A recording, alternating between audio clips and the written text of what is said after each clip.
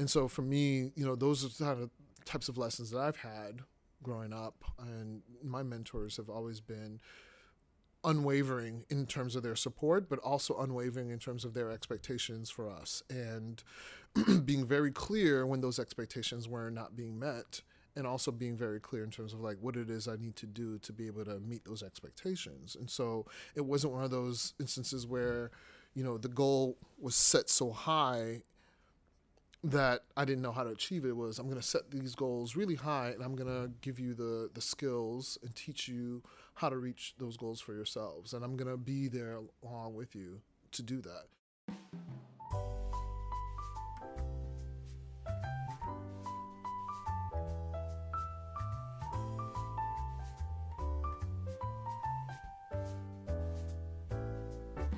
Hello, and welcome to the Listening for Purpose podcast, Our Campus, Our Stories.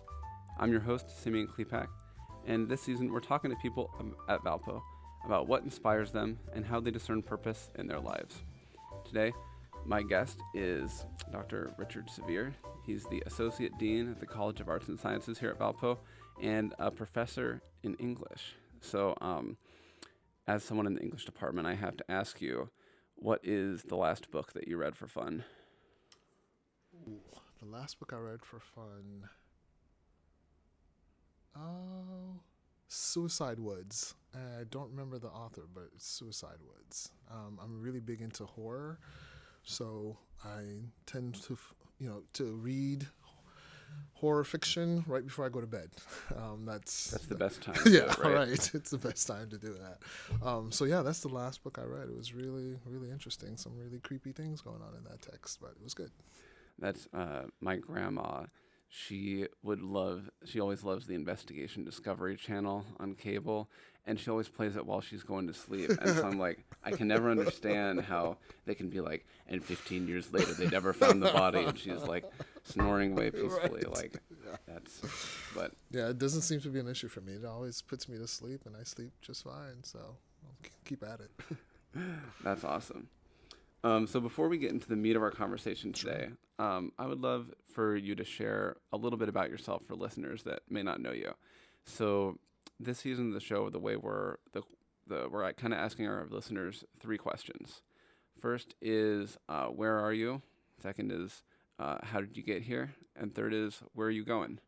And so you can take that in terms of your career, your whatever that's physical, mental, spiritual, whatever is important for you to share with people about who you are and where you're going in life. So where am I? I am currently starting my 9th year at Valparaiso University, in the dean's office, working on things on vocation and calling, working on my also main research in medieval literature, focusing on specifically friendship and masculinity. Right now, I'm also working on a book chapter on focusing on resilience and vocation. So that's something that's been a really interesting surprise in my life in terms of my research trajectory. Was working on things dealing with vocation and calling, which has kind of really put a good sense of sense of what it is that I've been doing over my career in terms of mentoring and walking alongside students in terms of their vocational journey. So now I actually have some language to put behind the stuff that I've been doing for quite a long time. So that's where I am. Where am I going? I don't know. I think about that all the time. Is that one of the questions? It's where I am. Yeah, where are you? How did you get here? How did I where get are you here? going? Okay, how did I get here? This is my second, what I call big boy job. I was initially in the Midwest getting a PhD, and I left out of there wanting to think about my career in a big research institution and doing a whole bunch of research, and that's how they prepare you in graduate school My first job was at a small liberal arts institution in New Jersey, in Hackettstown, New Jersey, 1,200 students. Had a really great experience there, did some really great things. The institution trusted me to do some really cool things and things I had not prepared to do, not, thinking about my career. I thought I was going to write tons of books and do lots of research, and things turned out differently. Certainly, a path that I had not thought about. So when you think about calling, you're just called in different ways at different times, and you don't know what to expect. But I tend to just kind of roll with it and kind of reflect on why these experiences were happening. And it led me to Valpo. And I think that's one of the things that I think about is like, had I not had those amazing experiences at the small liberal arts institution, I wouldn't have really even taken into consideration what the work I'd be doing in Valpo.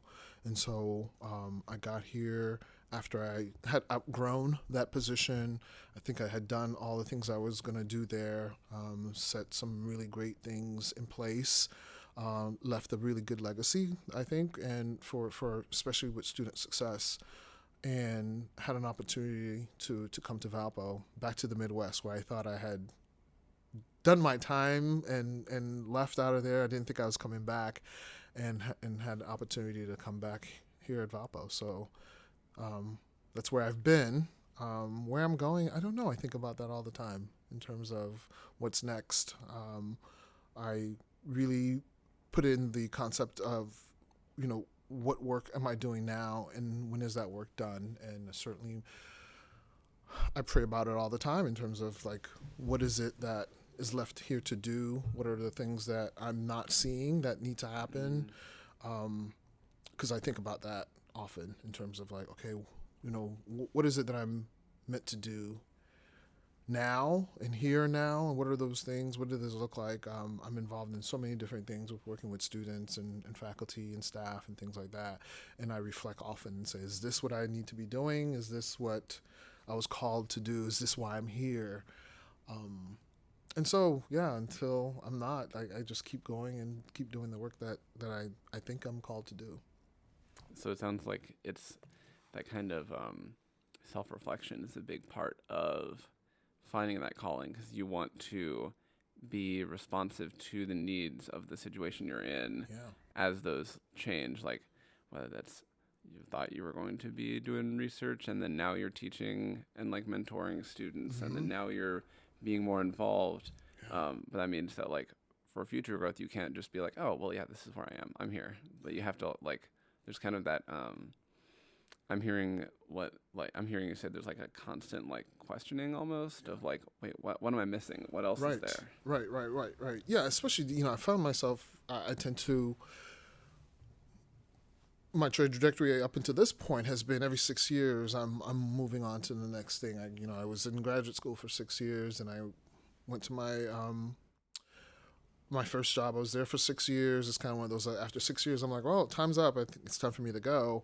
It doesn't quite necessarily work that way, apparently. And so as a result of that, I've been more reflective in terms of like, okay, what is it that I'm doing here? What is it preparing me to do in the future? What are some things that I'm taking out of it? And just being very mindful and being very reflective in terms of the experiences, the opportunities, and thinking about how it's helping me shape who I am as a teacher, as a leader, as a human being in the world, right? Like, so how are these experiences helping me to do those things even better? And so I think about, again, how do I think about those experiences in terms of any next steps or future steps I'm going to take? So that's always in the back of my mind. Sometimes it's the front of my mind in terms of like, what am I still doing here? What are some things that need to be done? Right, like checking in with like, what am I doing now, and how does that relate to like the long-term goals? Exactly. Yeah. Exactly. Yeah. Do you have any practices that like help you kind of reflect on what you're doing in the moment? Because I know like for me, like I can become very, very like task focused. Sure. And like I got to do this and then this and then this and then this, and then all of a sudden I'm kind of like overwhelmed by like what I'm doing, and I have less focus on where I'm going. So it sounds like for you that there's kind of a regular check-in with like, okay, well, we're doing this, but like, what's the vision? What is this building Right. towards? So do you have anything that you found helps you to kind of like avoid getting overwhelmed by all that? Sure. Yeah, I think for me, it's again reflecting on every time I'm asked to do something, right? I think that's one of those for me in terms of learning what my boundaries are and really reflecting on when someone asks me to do anything, and large or small. If it's something that I know I can do in no time, I'm always just like, oh, sure, absolutely, I can get that done in no time. But if something is going to take a lot more of my time and my efforts, and I certainly want to put my best effort in doing something, I'm always thinking about, why did I get this invitation? What is this meant to do? How should I think about this? What are my, what are some things that I'm not seeing right away in terms of this invitation to do something? Like, how is it, how is it preparing me for something that I'm not thinking about? And so certainly just reflecting on that. And I think that's for me, that's when I'm making those decisions. Like when I'm asked to do something, I think about, okay, where I've been, in terms of the questions, where am I going, and how is this particular task that I'm being asked to do really in conversation with who I want to be moving forward. And so, and because I want to be able to put my best effort in whatever it is I'm doing, I really take some time to really think about before I say yes, because I tend to be one of those individuals. I'm like, oh yeah, sure, I'll do that, and then I think about like, why am I doing that? And this is going to take a lot of my time, and if it's not something that I think is really helping me to be the person who I want to see in the world, who I want to be in the world, I'm really reluctant to say yes. So those questions, when people ask, allow me to be a little bit more intentional in terms of like thinking through and reflecting in terms of who I am and why I'm being asked to do what it is that I'm asked to do. What are my skills? What are people seeing that I'm not seeing? And how can I really get this done? Was there a time in your career where you were a bit less intentional about taking on new things and thinking through that? And like, what did that look like? Yeah. So I think back to my first job. I studied, I got my PhD in medieval literature. The job that I was hired for was to be medieval literature professor at a small liberal arts college in New Jersey, and I was super excited to do that, especially given that in my field, I've certainly seen individuals who have gone through graduate school and have not gotten jobs in the field. So I was super excited to have this position, and I get there and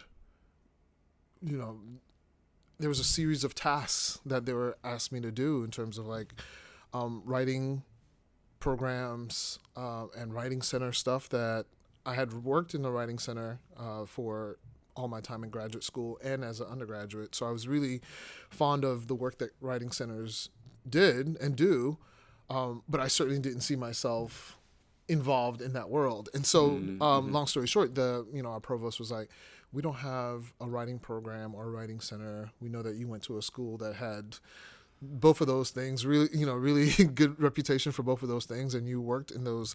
Would you be interested in working with us to think about the writing program? And again, is one of those like, I'm right out of the graduate school.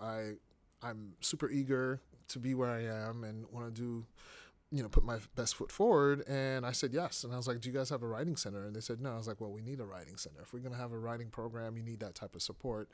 So I ended up starting a writing center from the ground up and running a writing center for 6 years.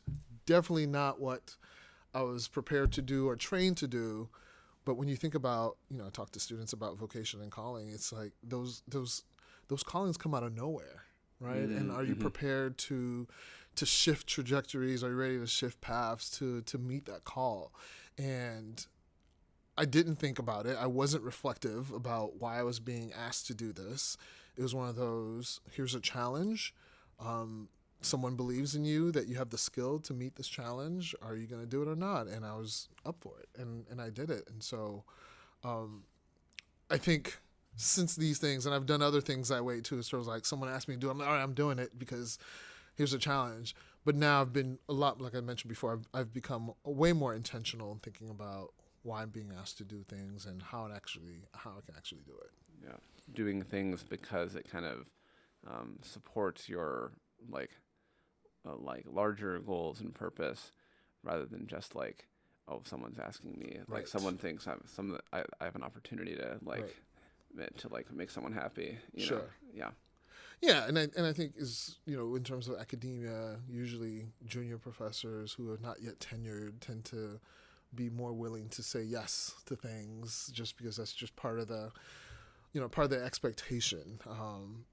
And so that was one of those things. And again, I did have the skill to do it. I just never thought I'd be called to do that. And I definitely don't regret it. I think it was one of the greatest things that I've had an opportunity to do. And again, thinking about legacy building and things like that, it was a really good opportunity to serve students. I think that's another thing, Okay, right? yeah. Serve students, and get students involved. That whole process and that whole putting all those things together was student led. And so that really started kind of me on that path of like working alongside students and building student confidence and mentorships. And I'm still in contact with a lot of the students that helped me run that writing center. That's awesome. So let's get into the meat of our show. So this season of the show, we're diving into the things that inspire us here at Valpo. So each week, our guests bring something to discuss that has shaped the way that they think about, calling and vocation in their life. Be that some like story, music, movie, a really great podcast like this one. And so, Dr. Sévère, what have you brought to share with us today?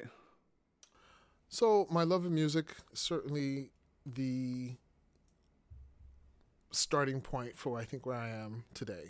And I'll tell you this. So, I was born in Haiti, lived in Haiti till about 9 years old, came to the States. My parents brought us here for education. They were really big on making sure that we were well educated, and we really had a focus on education, which is all of my siblings, we all had the same path, come to the States, become educated, and then move forward from there. Anyways, so I knew that I was college bound at some point, and I didn't know where. I didn't really think about those things. My parents didn't really have those conversations. We thought it was kind of one of those given. It's going to happen, and when it's time, you will speak to to the right individuals. I'll speak to my siblings, and they'll help me figure it out.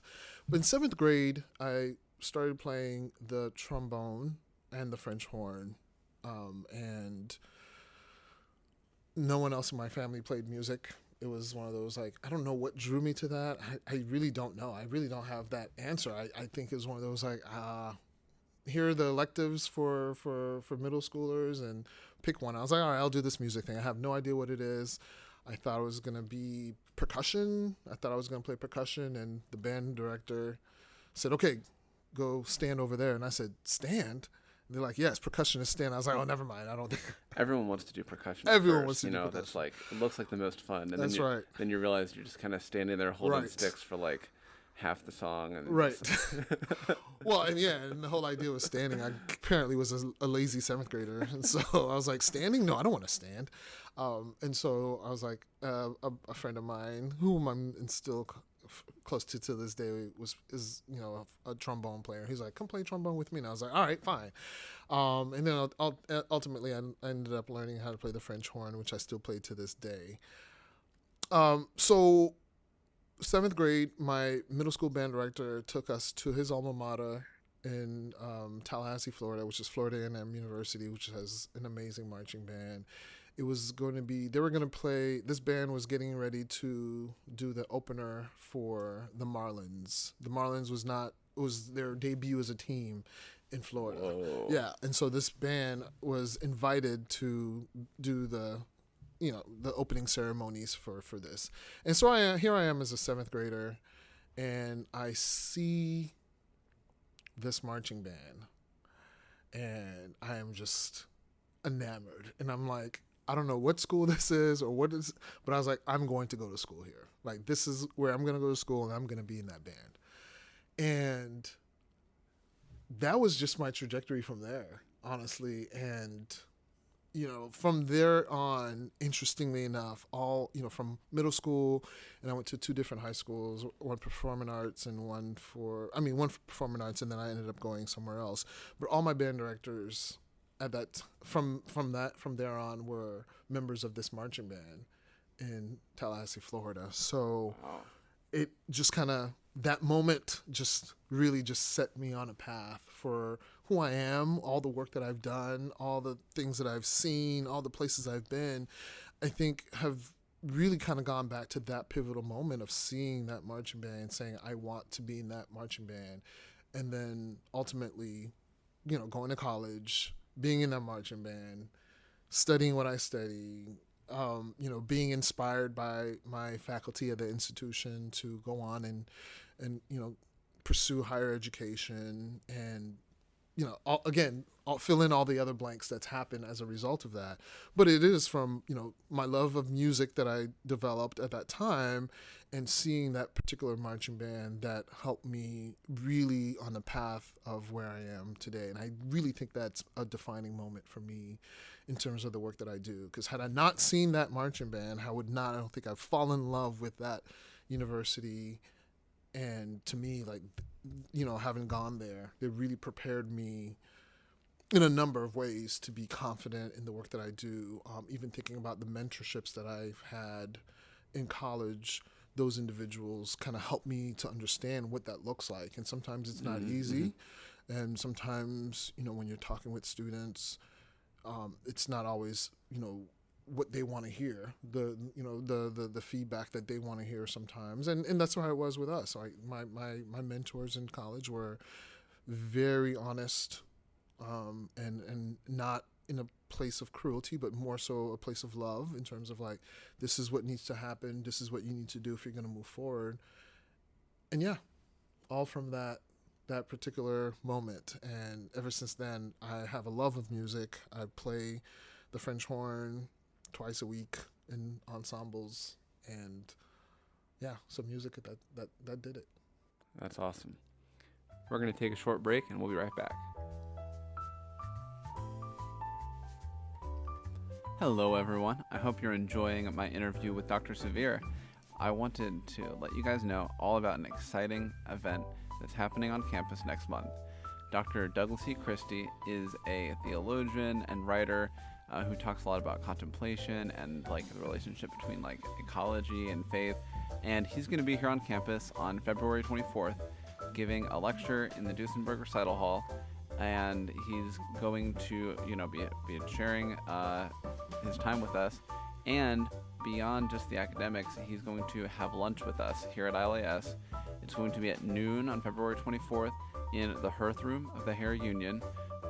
Free food will be provided, but this is a great opportunity to talk to a famous scholar and get beyond just like the big ideas and talk about, hey, how did you get to be where you are today? How has your curiosity brought you to this place of like asking these big questions? A lot of the same kind of questions we love to talk about here on Listening for Purpose. We're going to be able to have that dialogue in person. The lunch is going to be hosted by two ILAS students, student workers, Gabby Unziker and Cam Haggett. And like I said, there will be free food. So you should totally come. And once again, that's February 24th at noon in the Hearth Room for a wonderful luncheon with Douglas E. Christie. We hope to see you there, and enjoy the rest of the episode.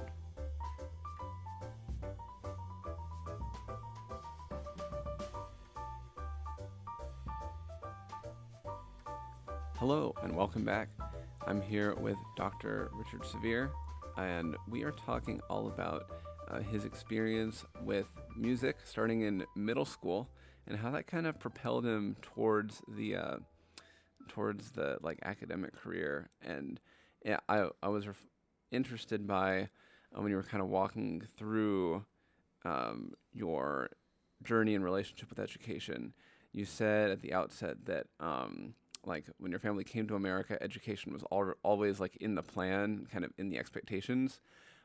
But you said that the seeing that band performance at the Marlins debut game that was kind of what inspired you to like pursue this and like develop those mentored relationships that brought you to where you are today.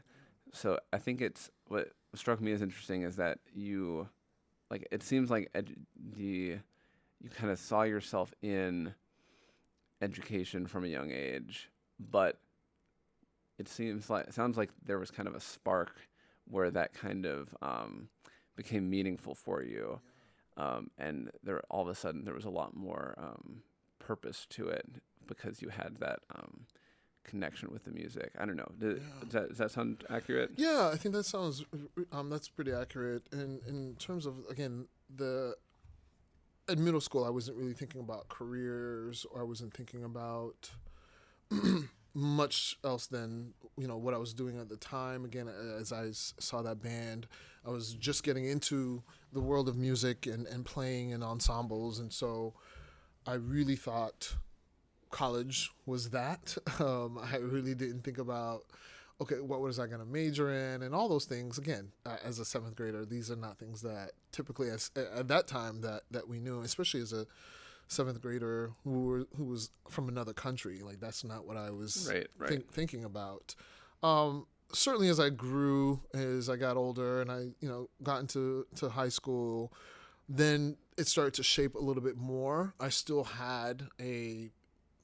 playing music, and I still knew I was going to go to Florida A&M and march in the band. But now we started to have a little bit more focus in terms of like what I'd be studying and what it is I wanted to do. And I think this is when I started to discover other passions, right? So certainly music was at the top, but I was always an avid reader. I was devouring books since fifth grade, and really big books. And I think this is where my love of horror came from, because I read a lot of Stephen King Oh yeah. as an elementary student. And now I think back about it, I was like, well, that's probably, how did I get these books in?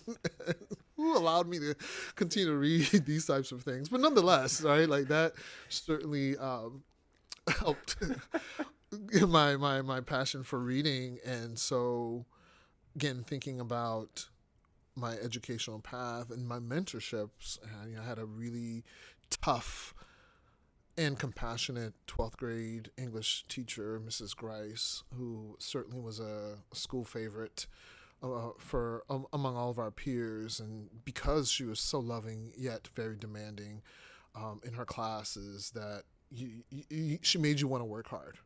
And to the point where I think it was my one of the quarters I didn't do really well in I don't know, something happened that I didn't do as well as I wanted to do in AP English. And that really helped me think about what I wanted to major, because I so much didn't want to disappoint Mrs. Grice.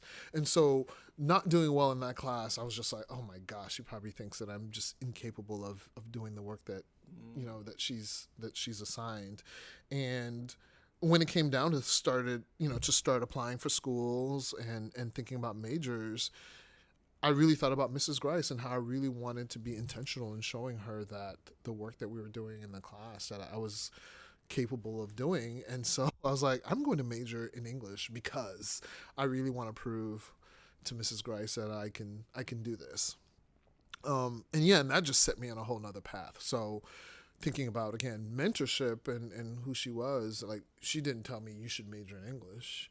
She just held me to high standards, and I really wanted to show her that I can reach those standards. And I thought, what better way than to actually dedicate myself to the entire field to show her that I can. And it was amazing, once I graduated and went on to graduate school, went to her retirement party, and to be able to share with her that she was, my one inspiration. I initially thought I was going to teach high school like she did, and ended up that wasn't my calling and my path.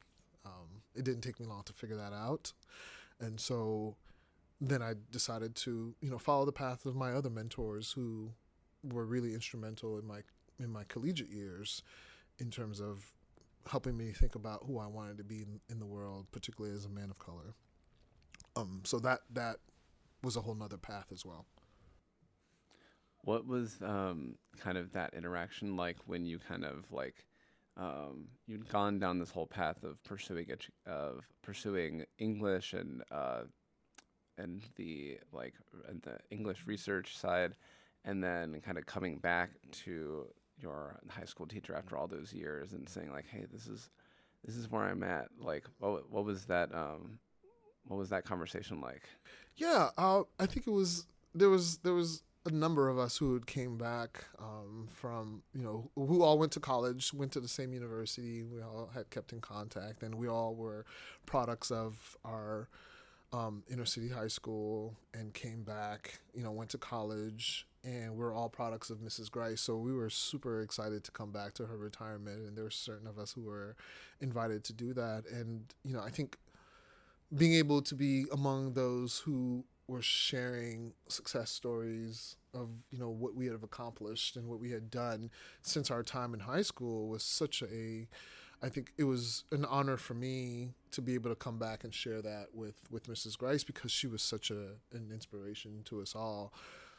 So it was one of those, like, really proud to say, like, this is who I am now. This is who I've become at this point as a result of just your direction in those 4 years, and specifically in your class. I only had her class once, and so you think about this, the 8 months you're in a class, and you never think about how much that's going to change your path and help you create the person that you're going to be. Like, I never would have thought about the readings in our class, and just being there would shape me in that way. So I was really, really honored to come back and kind of talk to her about that.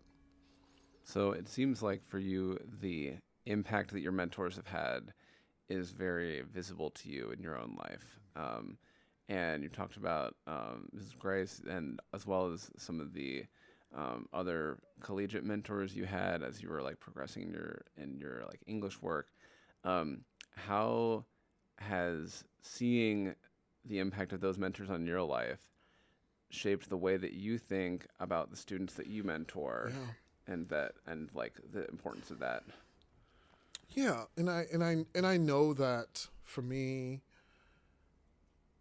in our interactions with my mentors and elders growing up, that there was no doubt that they had my best interest in mind, right? Like, I never doubted that one bit.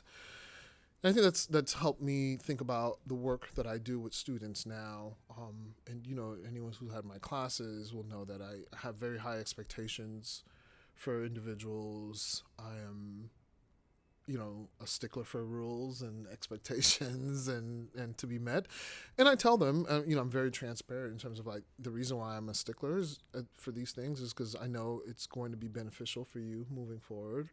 And I know what your capabilities are. And I know that pushing you to do your best work is something that I'm very interested in doing, and I want you to be able to see what you're capable of doing. And not saying that they haven't had those experiences otherwise, but certainly, when they come into my class, I'm like, I'm going to push you to show you what you're capable of doing, because I know you can do this. And so for me, those are the kind of types of lessons that I've had growing up, and my mentors have always been unwavering in terms of their support, but also unwavering in terms of their expectations for us, and being very clear when those expectations were not being met, and also being very clear in terms of, like, what it is I need to do to be able to meet those expectations. And so it wasn't one of those instances where, the goal was set so high that I didn't know how to achieve it. It was, I'm going to set these goals really high, and I'm going to give you the skills and teach you how to reach those goals for yourselves. And I'm going to be there along with you to do that. And so I think about that in the same way when I, think with, walk with students in terms of their journeys, their collegiate journeys. And I don't think I'm doing anyone a service by, not being very clear and being very truthful to them, and taking in consideration where they are. And that doesn't just happen with anyone, right? Like, you have to be intentional in understanding where the student is and where they're heading, and before you just kind of provide that type of feedback, because it doesn't necessarily work for everyone, right? And so I'm very intentional in getting to know my students, listening to their stories, and thinking about ways that, if they do want that type of mentorship, what that can look like. So, like, holding students to those high expectations is like really important, but also in providing that support for them, you need to develop the relationship with them so that you can like understand where they're at and understand them as a person. Yeah. Yeah, because I think otherwise, then there's the relationship just kind of seems a one sided, like this person is really tough and just really, but in terms of to better understand my students and recognizing where they are, what I can do to help get them to the next step once we've articulated what that is, then the tough love doesn't seem so tough necessarily. It just seems like love, right? And so that's one of the things that's really important in terms of my mentorship with students is, again, understanding where they are, asking those questions and being very intentional in understanding how I can best support them in their journeys and be the mentor that I've always, been very, very happy to have. So I'm curious what advice you have for students at Valpo who like we're not all in like we're not professors, we're not like bosses and like positions or whatever, but we still do have a lot of relationships with other students that we're trying to help grow. Yes. Whether it's through student life organizations, fraternity, sorority life, academic, peer tutoring. There's a lot of positions where students are in some of those similar like mentoring roles, not to the same degree as necessarily what you're doing. But what advice do you have for students that are trying to build those relationships and build each other up? Yeah, I think being intentional on getting to know one another and allowing for moments of vulnerability to share those things that you normally wouldn't, that would allow you to get to know one another. Storytelling, being very, again, intentional in talking about where you've been, where you are, and where you're going, right? Like the questions that you asked earlier. I think having those conversations with students, with peers, I think is really important. That's one of the things that I remember at my time, again, working with peers in band. I was a writing consultant and in the writing center. So I worked with peers and individuals saw me as a leader then, but also, I was very intentional in making sure that I spoke to individuals, I got a chance to know them, ask questions, be very intentional in trying to understand other people's stories. I think that's always really important because that's how you get to know one another. That's how you get to have a better insight in terms of their decision making and their processes and what drives them and how they show up in places is hearing things about them and things in the past and that's kind of shaped how they are and who they are at that moment. That's awesome. So as we wrap up, my last question for you is if there's one idea or takeaway or one little nugget that you would give our listeners to challenge them in the way that they're discerning purpose in their life, what little nugget would you give them? I think that's what you're saying in terms of a challenge, right? I think about as they're discerning, listening to the call, wherever that may be coming from, in terms of what's pushing them to be who they are and how they want to show up in the world, but also thinking about challenges, right? How to face challenges, being mindful and open to challenges, I think is one of the things that helps you really think about your discerning, helps you think about how to discern your next steps and your calling and who you want to be. Is this challenging? And why is it challenging, right? Asking yourself why it's challenging. Then you learn a lot about yourself in terms of who you want to be, in terms of like how are you going to approach that challenge? What are some steps that you need to take to address this challenge?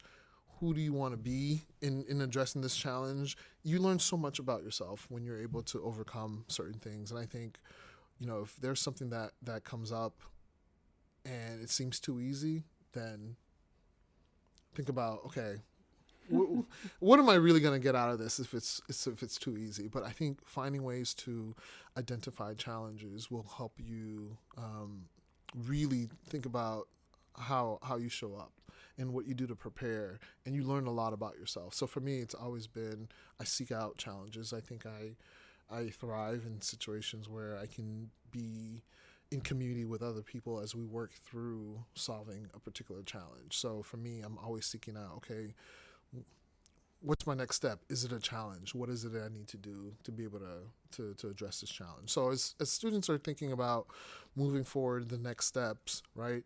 What's going to be that challenge in that new job? Is it moving far away? Is it the work that you're going to be doing? Is it something that you've never done before? But that challenge really, it's going to help you build resilience. It's going to help you find out who you are. It's going to really push you. And so that's how I think about vocation and discernment. Yeah, that challenge is an opportunity for self-knowledge and community building and growth. Yeah. Self-growth, yeah, all those things, right? Like, it just doesn't happen in cool. Just when I think challenges allow for those opportunities to happen in ways that may not happen in other situations. Dr. Sévère, thanks so much for being on the show. Thanks for having me. Appreciate the time and learning about the way music inspired you and the way that related to your own mentoring relationships to now relationships you have with students. It's a really cool story. Great. Appreciate Thanks for the having time. me. Yeah, thanks for having me. Thank you, everyone, for joining us this week on another episode of Listening for Purpose, Our Campus, Our Stories. If you enjoyed this episode, please share it with a friend. We want to get the whole campus community involved in sharing each other's stories and listening to each other. And we would really appreciate your help in spreading the word. This episode was recorded and edited by me, Simeon Klepak, with help from Kat Peters, Gabby Unziker, and Cam Haggett. For a video version of the show, head over to our YouTube channel. We are at ILAS at Valpo on YouTube. For information about the Institute for Leadership and Service, the CAPS Fellows Program, or the Allen Scholars Program, check out our website at valpo.edu/ILAS or email us at lead.serve@valpo.edu. Thank you for joining me this week, and I'll see you next time.